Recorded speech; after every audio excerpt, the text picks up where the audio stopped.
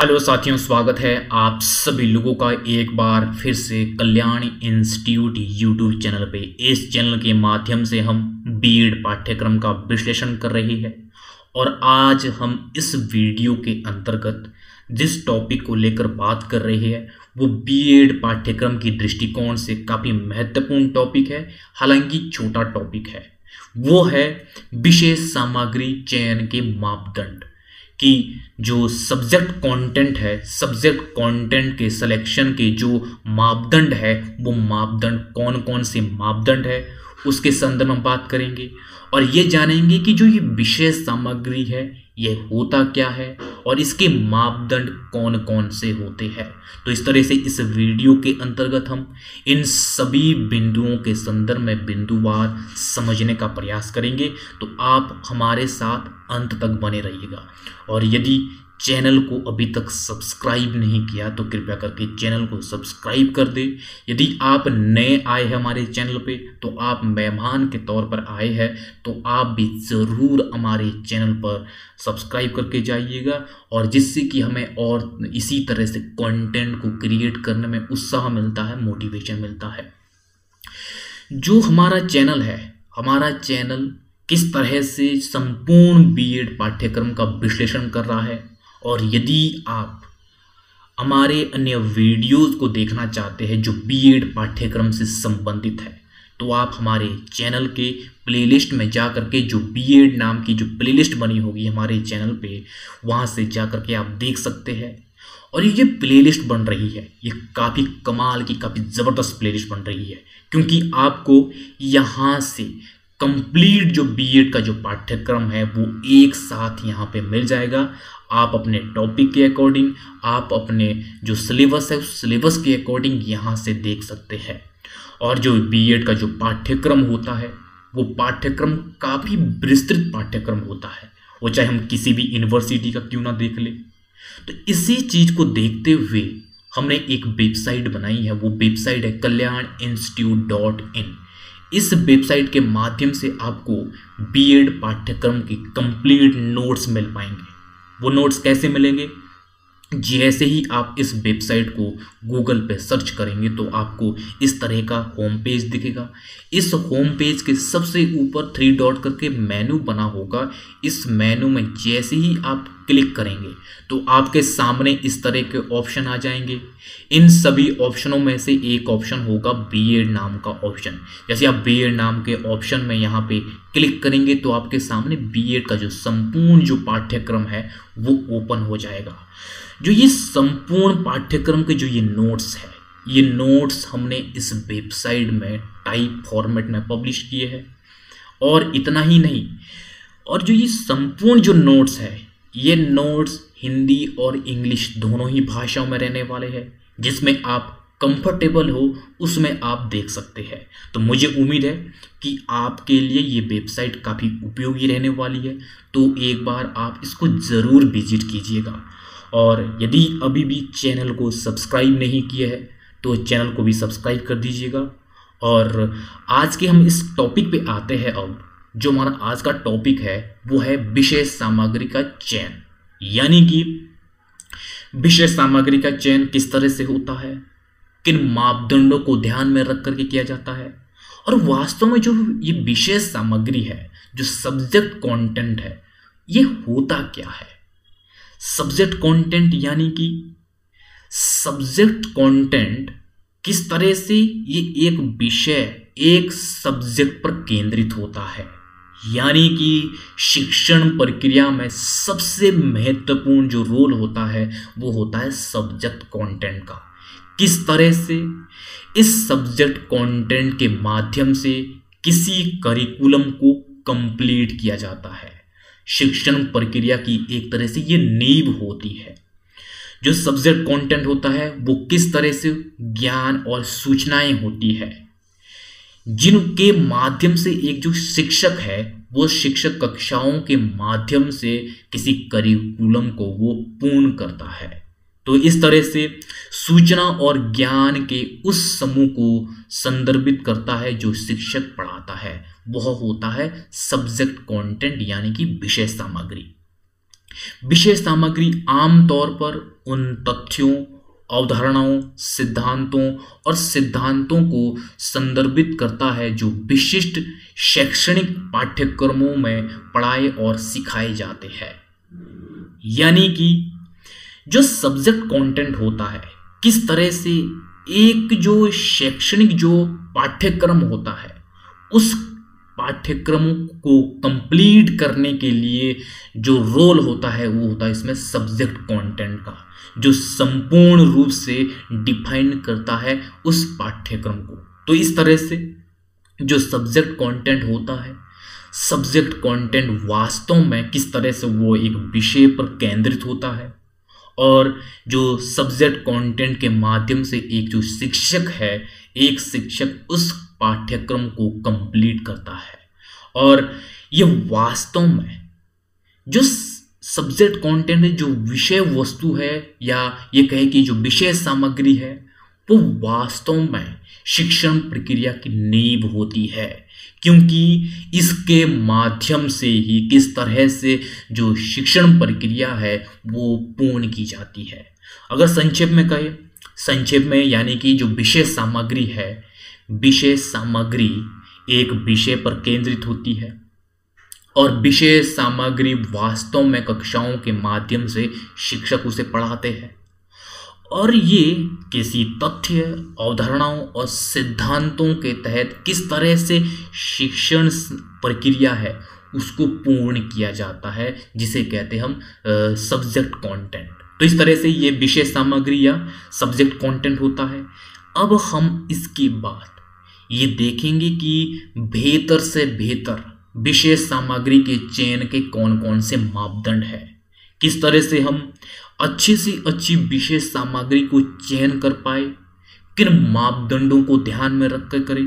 तो उन मापदंडों को यहाँ पे देखेंगे कि ऐसे कौन कौन से मापदंड है, जिसमें कि सबसे पहले संबंधित विषय सामग्री, यानी कि संबंधित विषय सामग्री, जो एक विषय सामग्री है वो इस तरह से संबंधित होनी चाहिए जो हमारे जो पाठ्यक्रम है और साथ ही साथ जो हमारा सब्जेक्ट है और जो हमारे उद्देश्य है, उन उद्देश्यों के अनुरूप, उस सब्जेक्ट के अनुरूप वो इस तरह से संबंधित होनी चाहिए जो वास्तव में उपयोगी हो।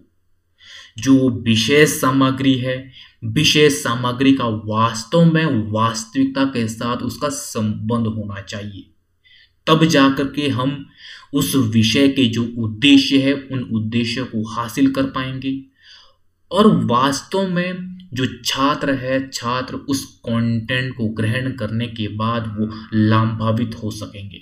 तो इस तरह से जो विषय सामग्री है वो संबंधित होनी चाहिए, संपूर्ण जो विषय सामग्री है वो वास्तव में वास्तविकता से संबंधित हो। और दूसरा है पर्याप्त विषय सामग्री, यानी कि जो भी सब्जेक्ट कंटेंट हो वो पर्याप्त होना चाहिए, ऐसा ना हो कि वो अपर्याप्त हो, वो पर्याप्त होना चाहिए, पूर्ण होना चाहिए। जो संपूर्ण जो करिकुलम है उस करिकुलम को वो कंप्लीट कर सके वो विषय सामग्री। तो इस तरह से जो भी विषय सामग्री हो, किस तरह से विषय सामग्री का चयन हो, वो विषय सामग्री का चयन इस तरह से हो कि वो उस करिकुलम को वो कंप्लीट कर सके। तो इस चीज़ को ध्यान में रखते हुए हम एक बेहतर से बेहतर जो विषय सामग्री है उस विषय सामग्री का चयन कर पाएंगे, ताकि वो पर्याप्त हो, ताकि उस पाठ्यक्रम के तहत किस तरह से हम जो उसके निर्धारित जो उद्देश्य है उन उद्देश्यों को भी कंप्लीट कर सके। तो इस तरह से जो विषय सामग्री है वो विषय सामग्री पर्याप्त होना आवश्यक है किसी भी पाठ्यक्रम को लेकर के।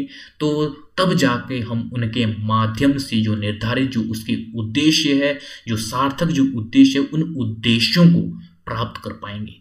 और तीसरा है नवीन सामग्री, यानी कि ये किस तरह से है, जो भी विषय सामग्री हो उस विषय सामग्री का चयन इस प्रकार से होना चाहिए कि किस तरह से जो समाज में नए नए जो आविष्कार हो रहे हैं, नए नए जो परिवर्तन हो रहे हैं, वो परिवर्तन वास्तव में उस विषय के संदर्भ में किस तरह से है। तो उन चीजों को ध्यान में रखते हुए हमें जो विषय सामग्री है, जो सब्जेक्ट कंटेंट है, उसका सिलेक्शन करना चाहिए, ताकि वास्तव में वो वास्तविक जीवन में और जो परिवर्तन हो रहे हैं उन परिवर्तनों के साथ वो सामंजस्य बैठ पाए।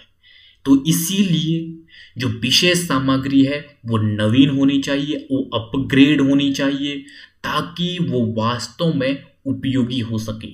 और चौथा है वह है विश्वसनीय सामग्री। जब हम विषय सामग्री का जब चयन करें तो वास्तव में वो विश्वसनीय होनी चाहिए, वो वस्तुनिष्ठ होनी चाहिए, वो तथ्यात्मक होनी चाहिए, ताकि पूर्ण रूप से जो विश्वसनीयता का जो गुण है वो विश्वसनीयता का गुण पाया जा सके, ताकि वो उस जो विषय सामग्री के तहत जो भ्रामकता है वो भ्रामकता ना फैले। वो विश्वसनीयता के गुण पर आधारित होनी चाहिए। जो भी हम विषय सामग्री को सिलेक्ट कर रहे जा रहे हैं, तो वो जो सिलेक्शन कर रहे हैं हम विषय सामग्री का, वो विषय सामग्री वास्तव में विश्वसनीय होनी चाहिए, जिससे कि उस विश्वसनीयता के साथ किस तरह से जो संपूर्ण जो शिक्षण प्रक्रिया है वो शिक्षण प्रक्रिया भी वो सार्थक हो सके। और पांचवा है निरंतर और संतुलन। ये किस तरह से, जो विषय सामग्री है उसमें निरंतरता होनी चाहिए और साथ ही साथ उसमें एक सामंजस्य, उसमें एक संतुलन भी होना चाहिए। वो किस तरह से, वो किस तरह से छात्रों और किस तरह से वो जो विषय है, जो सब्जेक्ट है, उस सब्जेक्ट के साथ जो विषय सामग्री का चयन हम कर रहे हैं उसका संतुलन होना चाहिए, उसमें निरंतरता होनी चाहिए। ऐसा ना हो कि उसमें जो सामंजस्य वो सामंजस्य ही ना हो। तो वास्तव में जब निरंतरता और संतुलन होगा तो जो विषय सामग्री का हम चयन कर रहे हैं वो विषय सामग्री वास्तव में उस सब्जेक्ट के साथ, उस सामंजस्य के साथ अब स्थापित होगी, तो वास्तव में जो उसके ऑब्जेक्टिव है उस सब्जेक्ट के, उन ऑब्जेक्टिव को हम इसके तहत प्राप्त कर पाएंगे और उन बच्चों के लिए वास्तव में वो विषय सामग्री उपयोगी होगी। और छठा है संगठित सामग्री। जब हम विषय सामग्री का चयन करें तो उस दौरान हमें ये भी ध्यान में रखना होगा कि जो संपूर्ण जो विषय सामग्री है वो संगठित होनी चाहिए, वो इस तरह से सिस्टमैटिक तरीके से होनी चाहिए जिससे कि एक जो विशेष सामग्री में उलझन है वो उलझन ना हो। वास्तव में इस तरह से संगठित होनी चाहिए ताकि पढ़ने और समझने में उसमें सहूलियत हो सके। तो इस तरह से संगठित होना भी आवश्यक है विषय सामग्री का। और सातवां है वो है व्यवहारिकता से संबंधित।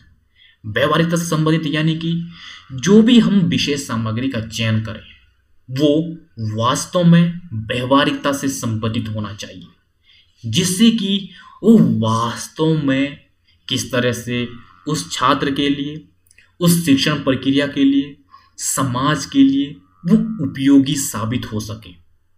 अगर एक विषय सामग्री वास्तविकता से जुड़ी हुई होगी, वो व्यवहारिकता के साथ उसका जो चयन है उसको ध्यान में रखते हुए होगा, तो वास्तव में जो व्यवहारिक समस्याएं हैं, जो व्यवहारिकता में जो जो चीज़ें घटित होती है उसके साथ जब उसका एक सामंजस्य होगा और उन चीज़ों को ध्यान में रख करके भी विषय सामग्री का चयन होगा, तो किस तरह से उस विद्यार्थी और समाज के लिए उपयोगी होगा और जिससे कि उसको सीखने में, उसको ग्रहण करने में, एक छात्र का, एक शिक्षक का जब वो छात्रों को उस विषय सामग्री को वो पढ़ाएंगे तो उसमें उन सभी लोगों का जो एक इंटरेस्ट है वो इंटरेस्ट बना रहेगा। किस तरह से उनमें जो उत्सुकता है वो उत्सुकता देखी जाएगी, क्योंकि वो विषय सामग्री वास्तव में व्यवहारिकता से संबंधित होगी। अगर वो व्यवहारिकता से संबंधित होगी वो हर तरह से वो उपयोगी ही होगी। तो इस तरह से जो विषय सामग्री है, विषय सामग्री का व्यवहारिकता के साथ उसका संबंध होना आवश्यक है, तब जाके वो उपयोगी होगा, तब जाके वो बेहतर से बेहतर विषय सामग्री हो पाएगी। तो इस तरह से एक विषय सामग्री के चयन के ये मापदंड है। तो इस तरह से हमने इस वीडियो के अंतर्गत कि विषय सामग्री है क्या और विषय सामग्री के चयन के कौन कौन से मापदंड है, उन मापदंडों को हमने इस वीडियो में एक एक करके समझा है और बिंदुवार समझने का हमने इसमें प्रयास किया है। मुझे उम्मीद है कि आपके लिए ये वीडियो काफ़ी हेल्पफुल रहा होगा, काफ़ी उपयोगी रहा होगा। तो आपने अगर अभी भी चैनल को सब्सक्राइब नहीं किया है तो चैनल को सब्सक्राइब कर दीजिएगा और आप सभी लोगों का बहुत बहुत शुक्रिया।